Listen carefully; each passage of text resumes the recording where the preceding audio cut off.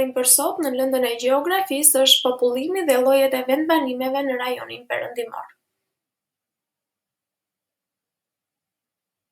Nga informacionet që kemi marrë deri tani, ne dimë se rajoni perëndimor ka pasur popullim dhe vendbanime të hershme ilire, numri i popullsisë së këtij rajoni ka pësuar gjithmonë rritje. Gjurmët e para të popullimit të rajonit perëndimor i përkasin paleolitit të mesëm, përgjatë shekujve është populluar në të gjithë sipërfaqen e tij dhe është karakterizuar vazhdimisht nga rritja e numrit të popullsisë, e cila ka sjellë krijimin dhe shtimin e shumë vendbanimeve. Gjatë shekullit të katërt para Krishtit, rajoni perëndimor banohej kryesisht nga fisi i lirë i albanëve dhe i taulandëve. Në shekujt që pasuan, zgjerimi i aktivitetit zejtar, tregtar dhe bujqësor solli rritjen e numrit të popullsisë në qendrat urbane të rajonit si Bylis, Dyrah, Apoloni e të tjerë. Rritja e numrit të popullsisë së rajonit perëndimor nuk ka pasur përherë të njëjtat ritme.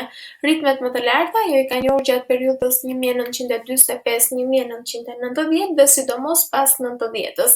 Gjatë viteve 1945-1990 rritja e numrit të popullsisë lidhej ngushtë me politikat demografike të kohës, të cilat ishin në favor të rritjes së lindshmërisë. Nëse ndalemi pak tek struktura e popullsisë së rajonit perëndimor dhe fillojmë me strukturën e popullsisë sipas grupmoshës, sipas të dhënave statistikore dhe sipas të dhënave që kemi tek grafiku, kuptojmë që në rajonin perëndimor mbizotëron grupmosha 15 deri në 64 vjeç me 68%. Më pas kemi grupmoshën 0 deri në 14 vjeç me 21%. Dhe në fund kemi grupmoshën mbi 65 vjeç me 11%. Nëse kalojmë pak tek struktura e popullsisë sipas gjinisë, sipas të dhënave statistikore të vitit 2001,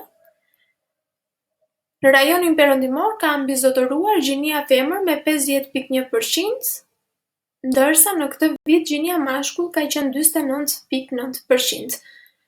Sipas të dhënave të grafikut, kuptojmë që në vazhdim kemi një mbizotërim të gjinisë mashkull kundrejt gjinisë femër.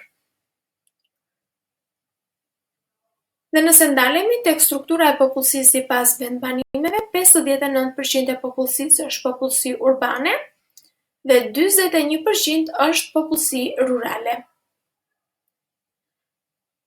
Struktura e popullsisë sipas etnisë, rajoni përbëhet kryesisht nga popullsi homogjene shqiptare, krahas asaj në këtë rajon jeton edhe një pakicë kombëtare malazeze, e cila është e përqendruar kryesisht në disa fshatra të zonës së Vrakës në veri të Shkodrës.